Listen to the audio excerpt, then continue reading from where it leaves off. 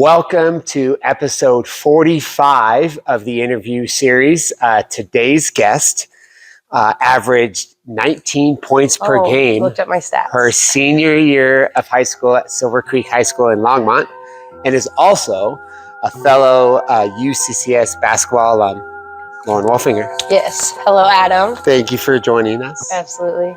Good. Every time I flick the wrist, you can bet that it's a switch.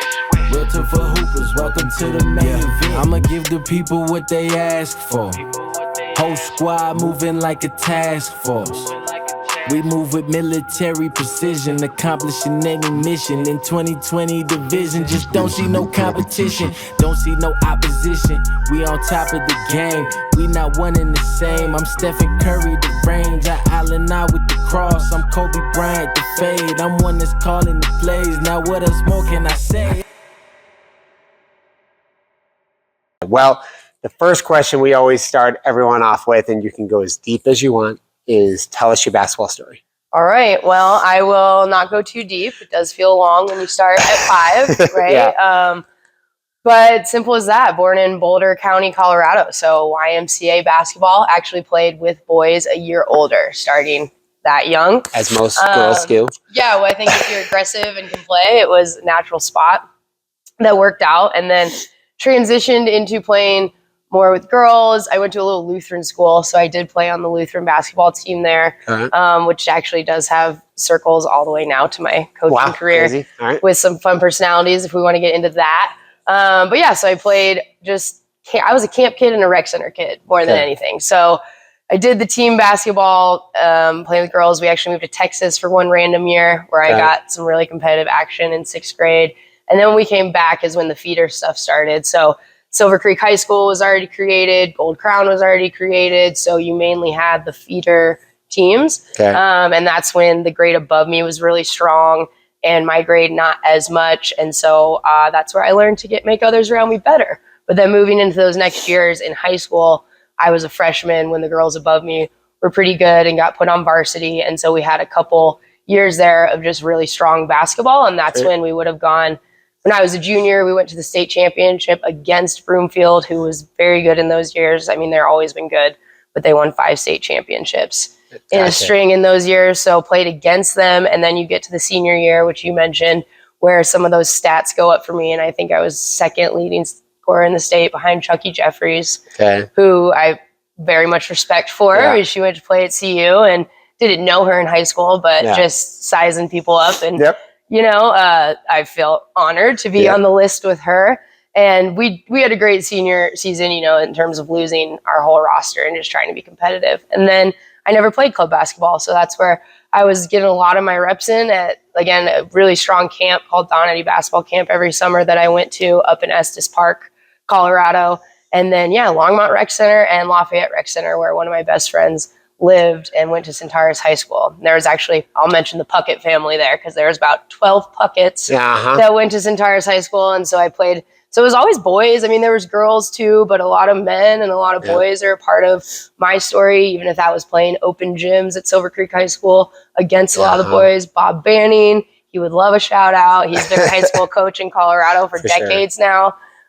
So just starting to sprinkle in very few of the names that have impacted me. And so, I finished up at UCCS where I got a full ride scholarship to be a captain there, which was really special actually. And we got to take the program. We were 6-17 my freshman year, and we were 19-7 my senior year. And I had a really impactful coach there. I took a gap year after college, and then my head coach from UCCS and I went to coach together out in New England. And so that's where the transition from player to coaching, you know, I had coached club Josh Chambers, who's another local coach. He's over at Cherry Creek, or his kids go to Cherry Creek. He works at Cherry Creek. So he got me into coaching when I was 18. So I started coaching club basketball, a team of 14-year-olds when I was 18 in Longmont. And then I kept coaching every summer in college. And then I would also go work like Air Force basketball camp in college. So you see where the transition starts to become where I didn't know I'm going to be a coach, but I'm around the game so much, learning the game so much. People are pouring into me. And then I go be the D3 assistant at Gordon College, which is in the North Shore of Boston. And it was a D3 Christian liberal arts school. Oh, boy. So that has every recruiting, high academic. So I was recruiting all over the country in my mid-20s, just really immersed. And when you're in D3, your rules, I don't know how they've changed. It's been a couple of years now, so I don't know how the NCAA has changed everything. But D3 was pretty open. You could talk to all the different coaches. You could talk to all the parents. You could talk to whoever you wanted because we didn't have athletic scholarship. Within reason, with integrity, all those different things. But, living in New England, got to see basketball. And then I was also able to still coach club, and I was also able to still coach camps in the summer because my college coach was also my head coach, and he understood how that all played together nicely, even in recruiting. If you can be out there working camps, it's all about getting to know people. So we'll just jump to, that was kind of my basketball story. So everything else transitions into maybe more what we can talk about throughout for sure. this. So getting into, like, as you kind of said, like, you've pretty much done every type of coaching you could possibly do, whether that's individual training, running camps, coaching teams, whatever. If you can, try to think of like one, I'll call it story of impact that you like. I know you have multiple, but like, what is like when I ask that question, what's something that pops into your head about like throughout your coaching career, a story of impact? I think I'm just still at the place, story of impact would be the impact people are having on me. A big part of my coaching truly was coming into it at a time when I'm also becoming an adult, and we need to make choices, and I get that. I've never had a hard time making choices for myself, but how can we keep the youth part of life alive, the learning part of life alive? And so there's this nice pay it forwardness that comes into coaching. And so I'm at that age where I have been around the game my whole life, but people like Don Showalter at USA Basketball, who would be somebody I'm always trying to observe and learn from. And then I think if you get USA Basketball tied into that, if there were a bar that we were setting in this country and we were trying to follow, this is who I'd want to be paying attention to. And so working, the highest impact in my coach career was working the USA Basketball Gold camps, just because there's not a lot that goes into that in terms of having to show off but there is a lot in terms of showing up, I think, and making intentional decisions about where I wanted to be and how I wanted to see myself as a coach and like how I wanted to live my life. And so kind of a quiet goal I had was to be able to coach with USA Gold in some capacity. And so when you mentioned, there's a lot of ways you can coach, I think some of the ways I haven't coached would be just the teams, those elite level teams. That's a special thing that a lot of people, like Don Showalter was a 40-year high school coach, So I guess the biggest impact, long answer, is just it's being around the personalities that nobody's talking about, that has been in the game for a long, long time. Yeah. It's amazing to me how many, I would say, really good basketball people and really good basketball coaches are out there. And a lot of them, if you're not from that area, you don't know. Like, unless it's somehow gets on a national level, like the Hurley family is a good example where like, okay, now on a national level, they know that they've coached high school and college and all that and whatever. But if you're from a random rural town in America, that coach is actually a brilliant basketball mind, and he's just been there for 50 years and he just likes the spot he's in. Like, there's a lot of really good basketball people. Sometimes you just got to be from that area to know. Yeah. Well, and I think you've had quite a few of them on the show or on your podcast from Colorado. And so I don't mark myself as any, judge of who is and who isn't, but I think it answers that. I'm big into law of attraction, you know, and so if I am setting out to be a great coach, what do I think great coaching is? Why do I want to be a coach? And so part of that was to have a cool life experience. Another part was to help the children, really. Like, I really positioned and transitioned into being around the youth, but mainly families. And so you start to see this connection of families, youth, and my experience, at least in basketball and Colorado basketball, specifically. Right. Well, then that's a good kind of transition. So this is it's a very broad question I'm about to ask you, but kind of what are your feelings on kind of like the state of Colorado basketball? Broad question is right. So I'll try not to give a broad answer. I think it's only up to each individual's experience. I'm not somebody that actually claims to know a lot about this person or that school. I kind of learn things organically as I go. And I believe I'm supposed to, know what I know and learn what I need to learn when I need to learn it. And so I just think Colorado basketball has a great opportunity and always has, just because of the nature of the state. So it's an active state. I think there's a lot of people that come here that are thoughtful and want to work together. And so that's just the person in me that sees the natural gift of Colorado as a place and how that could feed into basketball as a community. I would say on my experiential side as a coach now, being an adult in the sport world of coaching and having been a kid in it, sometimes I'm disheartened. Sometimes it's a bummer to see some things happening. I don't want to say the same way, but just this cycle of not expanding our conversations or evolving our conversations to maybe work together, that we have had good athletes coming out of Colorado. And so I'm not here to point fingers and name names or anything like that. I just think that for me to stay involved in it, and it's really bringing the hope of that Colorado can be a competitive place. As far as what Colorado is as a basketball identity, I think that's just all over the map. Simply because of people's experiences and what everyone's involved with. I think my quick answer would be, I think Colorado basketball is continuing to develop into a place where there's coaches and infrastructure in place for players to succeed. But I think it's created, sometimes at this point, there's all these like little silos and people are protecting their programs and whatever, where I think the next level of development for Colorado basketball is that if we have this mindset of what's best for this player and we start working better to develop someone who has real talent, who can go to multiple levels above this current state, like how do we get that player there as a whole community rather than just my program? Yes, and you just nailed it. And I think you had Coach Hawk on here before, so he's someone I'm keeping my eye on. I think it's why I reached out to you and we align well, is because it's not now, everybody needs to do it. But some of these people in the room that are having these bridge worker conversations of I have been at the college level. No, this is what they're saying. Oh, it's connected to the youth level. Okay, we're that missing piece. And I don't know. I think maybe just the effort to get there might bring some good thought. I don't know, if you're in that conversation, I'm in that conversation. We're having it right now, but there are a lot of good children. There is a mental well-being. There's a well-being aspect that I take very, very seriously to all of this, have some of my own lived experiences of like what the coach's responsibility really is, not just with that kid in the moment, but with that kid down the line. Absolutely. And some of the things that we are as a Colorado, as a state, maybe going to care for differently, knowing that we have great athletes. So, That's good. Well, I'm going to, part of your story is you unfortunately lost your mom to cancer your freshman year of college at UCCS.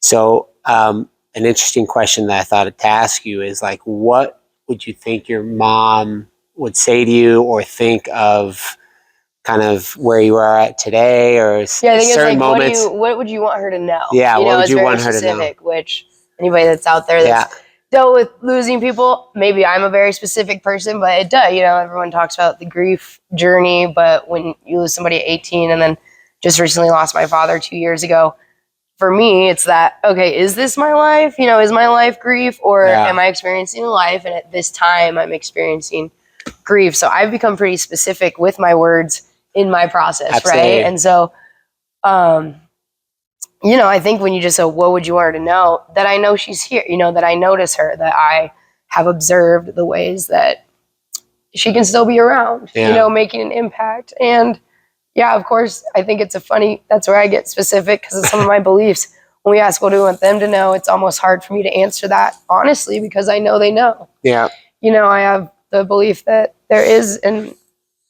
however we want to call it, is a space where all exists. And both my parents exist there. And so there's a lot of my coaching that was not, it wasn't supposed to be out of reaction to losing her.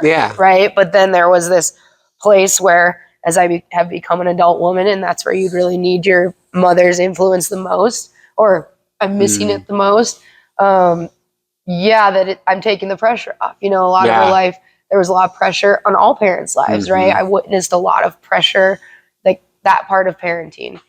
So the word for my coaching is longevity, just because if this is a place that I'm supposed to be helping and I just kind of noticed, having lost now both my parents and being in a world of sport where we talk the talk about, it's such a special time to be in the car with your kids on the drive home, and it's such a special time. I do think that's why I've gone and done the work, so that I'm not bringing my grief and my trauma into my coaching, but that I walk every day having integrated those true special moments. I love it. And I think I always try to think about when like tough things or trials come up in our lives. I always try to remember, like, what's the perspective I should be gaining from this trial or from this thing. And I think what I commend you for is understanding as an 18-year-old, and even when now that you've lost your dad, understanding that, like, hey, these moments aren't maybe always going to be here, whether it's with a player, whether it's with a friend, or whether it's a whatever. So like keeping that perspective, I think makes everyone makes everyone a better human once they go through certain trials of losing someone or whatever. It's like valuing all those little moments more. You know, it doesn't have to be this big, we went on this massive vacation or anything like this. It can just be the little day-to-day moments that matter a ton. Well, without oversimplifying it, I mean, what's the main thing you're dealing with as a coach in sports? Winning and losing, right? And what's death? It's the ultimate, what we think is the ultimate loss, you know? And so that's maybe more my battle. Everything is, wow, how was I so prepared to not handle this? And so I'm big into, you know, survival mode. If you nerd out with me enough in my coaching, I have a lot of philosophy where I actually try to incorporate, well-being practices and principles, not just talking about them. So not being in this survival mode of just like, oh, I'm doing it, but really enjoying what we're doing and taking a lot of those lessons. And so, my mother's passing was very integrated. It's not just that she passed, right? It was super integrated within the sports. And so there has been moments of stepping away completely to make sure that, you know, I'm not just holding on to these things to hold on to a past memory. But I'm just very, very grateful. I think the last thing I'll say on it, because it's important if people are watching, really young kids, you know, if the coach in me is like, it was how we responded and got through the issue, right? And so when we're in those games, I think that's the biggest energy is like, I have this tattoo, live simply, you know, speak kindly, love generously, care deeply, but I purposely have it within a storm, right? Because it was, you know, really these things are great, but my mom's thing is like, well, when the storm's happening, you know, can you be these things? Can you do these things in an authentic way? Wow. So again, keeping the joy, and then what is joy, right? So thanks for letting me share on this. That is powerful, and thank you for being vulnerable in that, because I knew it was. I was interested to where it was going to go too, so I appreciate it, and hopefully people are following, because it's a part of the. It's part of your trauma responses, right? It's just a little bit all over the place. Well, we wouldn't know all about you if you weren't able to share that. So That's right. Thank you. So now we're going to go to a little bit more fun question. Is you know you're a basketball junkie when? Okay, this is my answer for that one. You know you're a basketball junkie when you don't want to stop shooting until you can make it. Yeah. And then you don't want to stop shooting because you can make it, right? So you're in there working on that craft. Oh, I finally get the shot down. Okay, I can't put the ball. Now I'm making it, and now I can't put the ball down because I want those makes. That's awesome. Okay, so I have a different answer to this, and I thought about it for a while, actually. Okay, so you haven't actually asked this. I've watched a lot of your shows. I've never asked this question. This is the first time. Wow, you're the inaugural person to ask the question. So my answer was, you know you're a basketball junkie when you're watching a game and you get excited about some backside weak side screen or something that it's like nobody else saw that. I'll one up you. You don't have to get excited. You just had to see it. You just had to see it. Like, you're probably did you see how he angled that screen? Wow. That's when you're a basketball junkie, when you get excited about those things. Yes, I'm with you. No, I think there is a beauty. And that's a little bit where I kind of looked at was going to mean for you to be best coach. Because you can get caught up in the basketball minutia all day, you know, right? There's so much of it, and there's people like that. And so I try to ally myself, and I don't think that's not for me, but I just realized, I got to be around the game. I have so many good people that influence me that it's like you can't see. It's like music. A musician that wants to listen to music